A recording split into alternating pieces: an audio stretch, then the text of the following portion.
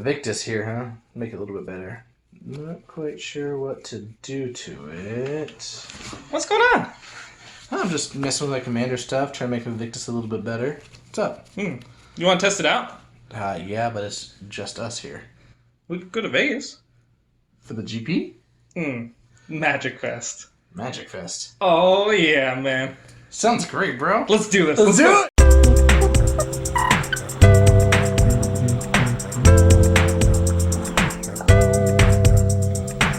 Welcome, everybody. Great Boomer. Darth Bolas. We're here today with Seth. Probably better known as Saffron. Oh, you did it. You were awesome. We were hoping for that. Introduce yourself, Seth. Where do people know you from? MTG Goldfish. I do YouTube and write articles. My official title is content manager, but mostly streaming, YouTube videos, all kinds of Magic content, fun, janky decks. For also known as, I can't use that because that's like a Seth thing. Known also as Mishy Fishy Who. Let's start that over, okay? Okay. Hey, I'm Michelle. I'm also Mishy Fishy Who. Yeah. How's it? I'm Josh Linkwai. I'm co-host of the Command Zone podcast, creator of Game Nights. Justin Parnell. Yeah. Where do they know you from, Justin? From Commander Versus and the Think Twice podcast. I always like to plug that because people don't know that one. I actually listen to you guys. Do you? Excellent. I can actually pull it up on my Stitcher and you're on there. That's awesome. All right. I like this guy. Someone has to. Somebody has to. And I'm DJ from the Jumbo Commander YouTube channel. Well, I'm Amaz. I like card games. Card games, sweet. Yeah, I like hanging out with cool people. Gavin Verhey. Kevin, introduce yourself. How do people know you? Yeah, totally. So I'm a senior game designer and product architect at Wizards of the Coast. I also am in charge of Commander, so I'm the Commander architect as well, making all this wild Command Zone stuff happen. Hey, I'm Reed Duke. I'm a professional Magic player. Yeah. So how long have you been playing Magic for? Basically all my life. 24 years now. Oh, wow. Long time. You got me beat by 20-ish years.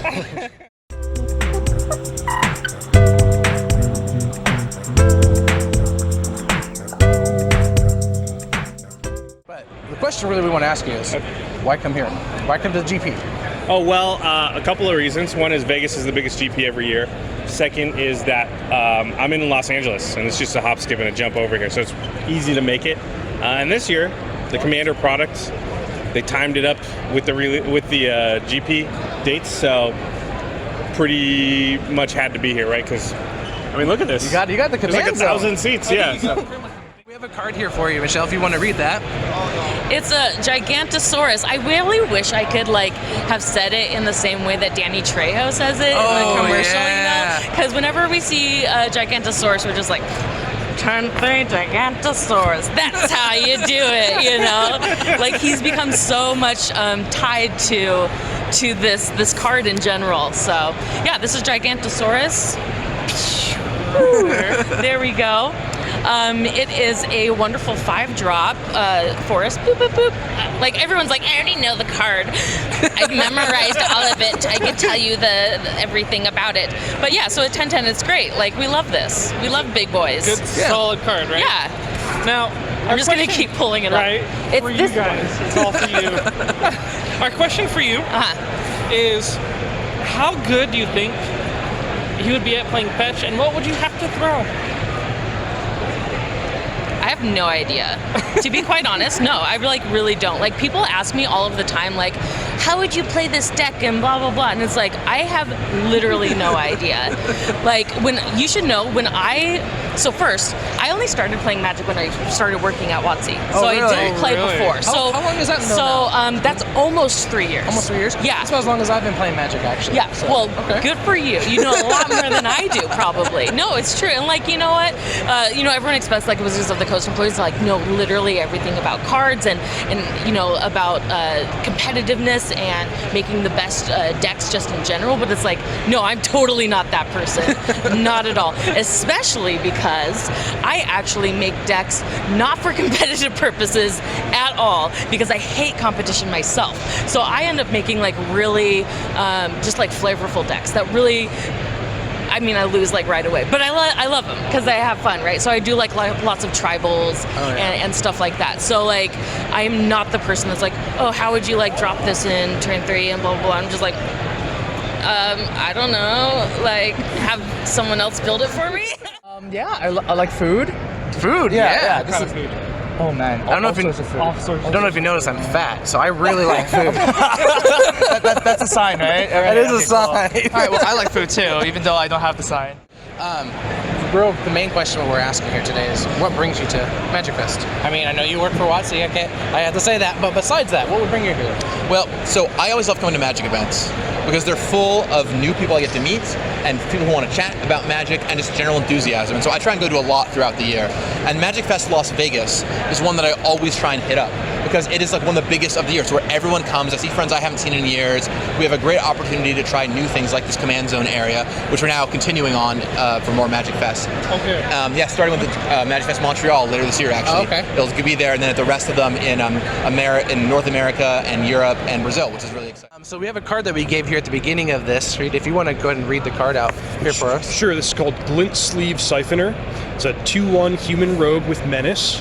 Whenever it enters the battlefield or attacks, you get an energy counter.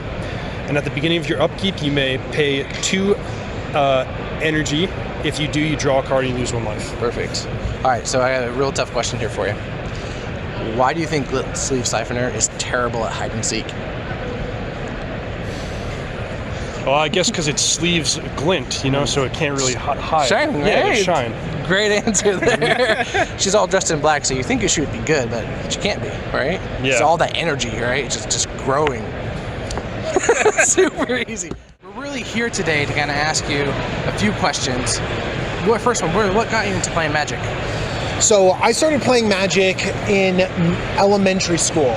So this is like 94, 95. Okay. And what got me into it was just like the art and the friends coming together. And I'm sure we didn't know how to play to begin with. Right. But it was so great to see these like amazing cards. And do you know what like tipped it over the edge? Our elementary school just banned it. They were like, no more Magic. And that's the none. and then that factor right there. Sealed the deal. We had to play Magic after that. Oh yeah. That's great, Scott. Good to see you. Man. Good to see you. You gonna throw down this weekend or what? Yes, we definitely are. We're actually recording something right now, though. This is Rules Committee member Scott Larrabee, though. So he's Thank you. He's allowed to jump in. That's fine. Here today, we're here to ask you really, why'd you come to Magic Fest? Well, I came to Magic Fest today, this weekend, just to meet people for the most part. Like, really, doing content, you meet tons of people on the internet, you have all these fans, people commenting, so coming to events like this is just awesome to like put faces to names, actually meet people, play some Commander games or whatever people want to do. So yeah, it's an experience. The community, I guess, would be the TLDR. Especially here in Vegas, right? Because you go to like, Oklahoma City, like you got the main event, pretty much it. But here, I mean, you got all this room, all these events going. Yeah, Vegas it's probably the biggest one of the year. If I was going to go to one a year, I think it'd be this one. You have so many people that come in from around the world, really. So, yeah. So we have a card here that we gave you. Kind of want you to read that. All right, I have Gorm the Great. 3 and a green, legendary creature, giant warrior. Partners with Virtus the Veiled, which is, I believe, an Azra assassin. Legendary creature. As vigilance, Gorm the Great must be blocked if able, and must be blocked by 2 or more creatures if able. It's a 2/7 and is a rare from Battle Bond. Nice. So, go ahead. You go, Bolas. So, why do you think Gorm has to be blocked by 2 or more creatures? Is it because he's lonely? No, I think it's because it's if you take Gorm's arms, which have these gigantic shields on them. I cannot tell if they're attached to his arms or he's just holding them, but there's no creatures that are even big enough. That's a reasonable in isolation. Answer. That's reasonable. He's clearly not lonely. He's got Virtus right behind him. He does. Now this one might be lonely because I don't see you didn't bring me a Virtus. I did not bring a Virtus. Norman's pretty lonely. He left. That's why he needs a hug. Right. Yeah, but I'm Vegas now, so it's gonna be good food. That's right. But you have to go outside of the convention, Yeah, that's true. Oh, I'm gonna get a pretzel while we're here. Okay. That's fine too. I mean, yeah, okay. Right. So we gotta ask, why are you here at Magic Fest Vegas? What is it that brought you here? Well, I actually attend most GPs now for limited. Okay. Because it's just so much fun. Kind of like the competitiveness of it, and I just like limited. It's something you can't really find in any other card game. Like, I kind of don't really like sealed. Yeah. So sealed is kind of like a qualifier to the main event, which is the draft, which is day 2. So I just like that. And I'm living in Texas right now, so it's easy to travel around. Oh, in Texas. Yeah. Okay. To get around. That's pretty Oh, good. Yeah, it's like in the middle of the country. What brings you to the GP? Well, I have a content creator panel today. So other than coming here and like just meeting with people and seeing everything, I speak at certain like magic things or even like non-magic things, so like marketing things in general. Because as the influencer manager for Wizards of the Coast, that's kind of like a brand new career just in general across the gaming industry. And since I've gotten to be in this position for about a year and a half now for Wizards of the Coast, I'm also one of the first in the industry in general to have that position for that long of a time, which doesn't seem like a lot long of a time. It's only a year and a half, right?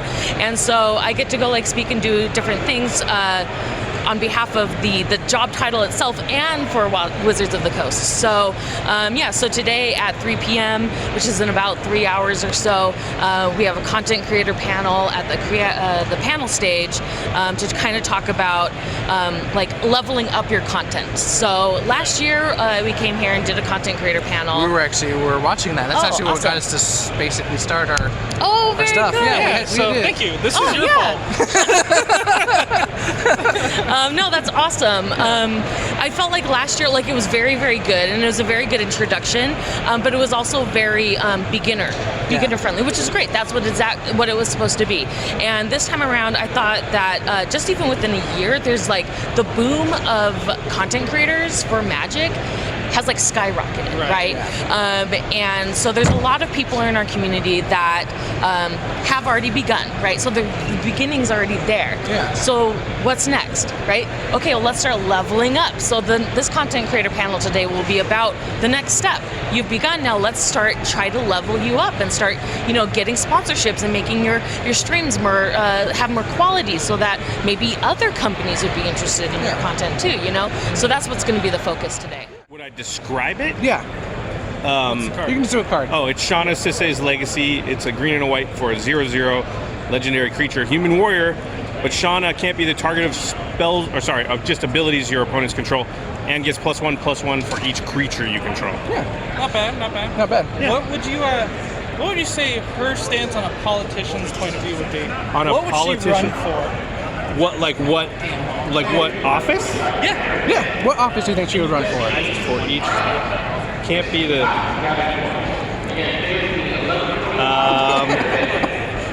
don't know. I feel like she would be.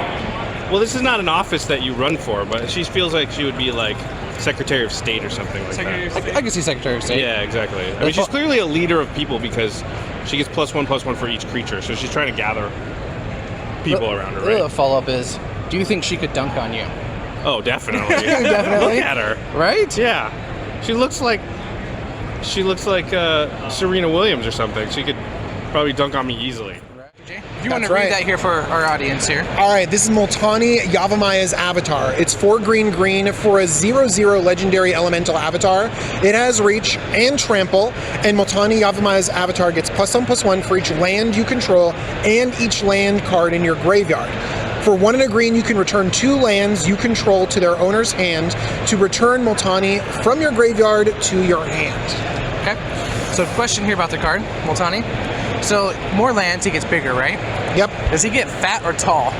Oh, he's a tree. He gets tall. He gets tall. 100%. Also has reach. Also has, well, I mean, yeah, that's Vorthos right there. That's like, of course. But I mean, you're thinking land, more acres, right? Bigger, wider? No. Tall. 100%. Got reach and is a tree. Growing up, not wide. I don't know if you're an anime fan, but like Goku's pole, like thin. Like that's what I'm imagining you're saying. It's bigger, giant pole, long. Yeah, I can see that. I can see that for sure. Absolutely. Okay. Just why are you here at GP Vegas? I'm here at GP Vegas, not as much for fun as I would like to be, but I am Star City Games, which I'm the acquisitions manager at, has a sales booth, so we are trying to sell some cards. Today, Commander Precon 2019 went on sale, so we are trying to sell a bunch of those specifically. That's right, I gotta buy one. Which one's your favorite? I think it's the Rakdos deck, the Rakdos Madness deck. Although they all seem pretty sweet, this is actually probably my favorite grouping of 4. Like sometimes there's decks I'm just like, I just don't like this one. That's not really the case this year. Nice. So today I'm here to do some promotional events, play some games, meet the fans and stuff, and then tomorrow I'm going to compete in the Grand Prix tournament. Anything you're worried about seeing in the GP tomorrow on the limited? It's sealed deck, which means you open and build your deck sort of on the fly, so I'm just hoping that I get a couple good cards myself and don't run into anything too scary. But we're hoping you get at least 2 mythics. Right, yeah. Yeah, let's You want find to out. read the card to the The audience? card is Runic Armasaur. So here's what we've got. It's 1 green for a 2/5 dinosaur. Whenever an opponent activates an ability of a creature or land that isn't a mana ability, you may draw a card. Okay. So question. Oh, and the flavor text, let's not forget, very important. The Sun Empire's most sacred sites are protected by more than prayers. Keep that in mind, my friends. So the one question we have here for it. Yeah. What do you think is better? So I know people are cats or dogs. Where do you think Runic Armasaur falls in that category? Cat or dog lover? I think dog lovers are more likely to like Runic Armasaurs. Because this guy's... Actually, no. I take it back. Cat lovers are. And you know why? Because he's very passive. Just kind of hangs out. You draw some cards occasionally. Kind of takes care. It's got 5 toughness. Kind of takes care of itself. Doesn't run up to greet you. It's not attacking that much. And yeah, it's gonna draw you some cards while everything else is going on. And So that's my if answer. you let it, I bet you'd probably lay in your lap too. Yeah, I mean it's a Stegosaurus, so it'll be fine. Perfect. You here to Magic Fest Vegas? What was it about Magic Fest Vegas? So Magic Fest Vegas is kind of the place to be because if you can see going back these orange tables, they're all set up for Commander. And they're good people from all over that you see. I'm seeing friends from Canada that play Magic, from overseas, from like just a couple states away. And so it's all about coming together and seeing cool people and playing the game that you love. Yeah, absolutely. So if you want to describe the card, read what it is and to our audience. It's Tolsimir, Friends of Wolves. It's the War of Spark one. So 5 mana, 3/3. And then ETBs, you get a 3/3 wolf. That's also legendary. And then whenever a wolf enters the battlefield, you gain 3 life, and you can have it fight up to 1 creature you don't control. Yeah. So you don't have to fight with it if you don't want to. Yeah, so I got a question about this card. So can you tell me why Tolsimir's favorite animal is a cat? Because cats are better than dogs. That is just true, right? Right. It's just absolutely true. Dude, so I flew in on was it Wednesday? It was late night, and then I couldn't sleep, so I just looked at cat videos all day. Honestly, I didn't know what to do. The Wi-Fi was not that good, so I was like, okay, alright, I'm just gonna go on this because I really want a cat. I had a cat before, but I really want one in Texas, right? So yeah. Anyways, yeah, Tolsimir friends with cats, but he got nerfed a bit, so he makes wolves now. Yeah, right. We got 2 questions about this card. Okay. All right. Bolas is going to start here with the first one. So, what we have here is Glorybringer. It's a big, beastly dragon. You can go ahead and read Glorybringer, the dragon. Okay, so Glorybringer. It's a 5 mana 4/4 dragon with flying and haste, and you may exert it when it attacks. If you do, it deals 4 damage to target non-dragon creature an opponent controls. And then if you exert, it doesn't untap your next untap step. Perfect. So, what would you say his biggest threat is when he's fighting against a bunch of flies? Swarms of flies in his house, what does he do?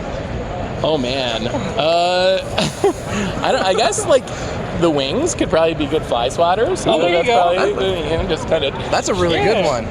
Well, paint the walls at the same time. Yeah. Right? The other question here.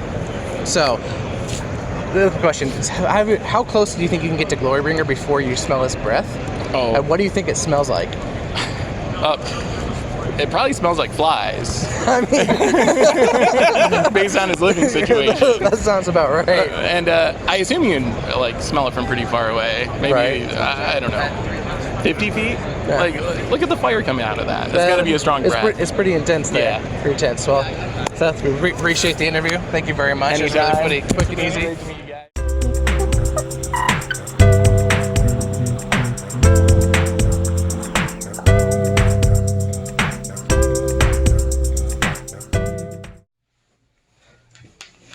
Oh man. Whoa. Whew. That was a long trip. Magic Fest. Magic Fest.